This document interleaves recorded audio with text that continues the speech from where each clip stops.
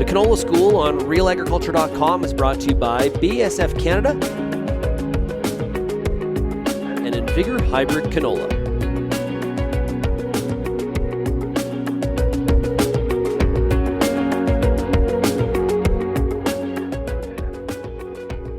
Oosterhuis here with RealAgriculture.com. We are back with another Canola School episode here today, and I have here with me Shawn Senko, who's an agronomy specialist with the Canola Council of Canada. How is it going today, Shawn? So we are here today talking about how to manage some of these unharvested acres across canola acres across the prairies, because as we know, 2019 was kind of a difficult year, and there was a lot that was left out. So what can producers keep in mind as far as management goes? I guess the first thing is to try and get a sample as early as you can in the spring, just to get an idea of what's out there. It's never going to be as good as a composite sample at harvest time, but just getting an idea. Is it still really good quality that you'll have a regular market you sell it to, or if the sample you take off is looking pretty poor, do you want to be looking at for a secondary market to sell it to? So you've got something to move it quick once it comes off the field. And what are some of the things producers can actually be looking for when they're going out, and they might be, before they take it to the elevator, as far as grading goes, if they're wanting to wonder what it kind of looks like? I mean, you can kind of see if it's, if it's still got that good regular color and sample like you see in the fall, or it's starting to kind of, look gray and oxidized. That's kind of the first thing you're going to see when you look at the sample. You're still going to need to take it to your buyer to see what they have to say about how they grade that quality. But visually, that would be the number one thing to look at. And what about wildlife? What sort of complications can they provide to your canola crop?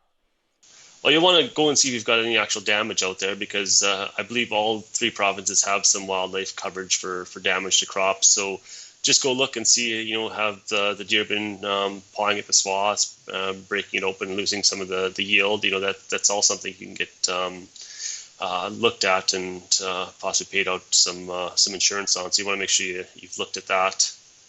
And when producers are, I guess, dragging their combines back out to the field, why is it important that they're re-looking at all their settings and maybe not putting the same settings on the combine as they would be if they were harvesting in the fall?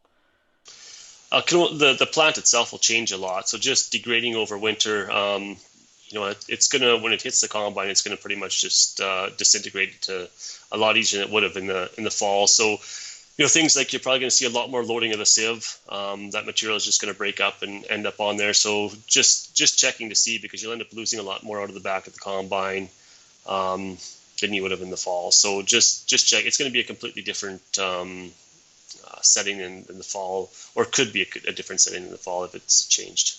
And how often do you recommend producers are actually checking these settings on their combine?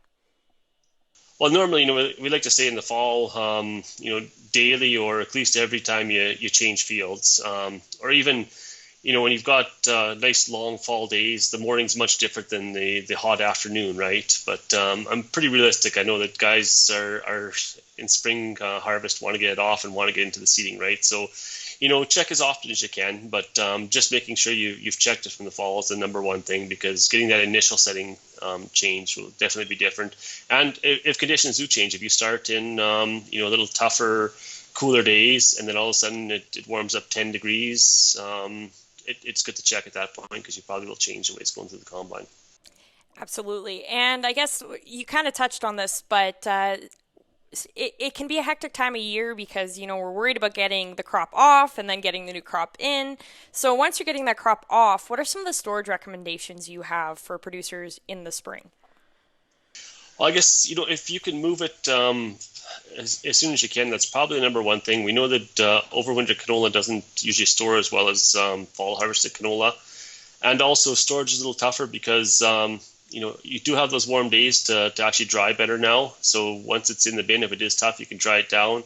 The problem is in the fall, after that you can cool it, which helps to make it safer and store for a longer time. But now we don't have that option. It'll be warm canola in the bin, so it's going to get to be a busy time in May with seeding and then spraying. We just want to make sure guys aren't putting it in the bin and just leaving it there and getting everything else done and forgetting to check that canola sample. So make sure you're out there looking at any of this spring stored canola. Absolutely. Is there anything else you'd like to add or say to producers, I guess, heading into the spring season? No, I guess that's about it as far as spring harvesting goes. That covers it. Okay, awesome. Thank you very much.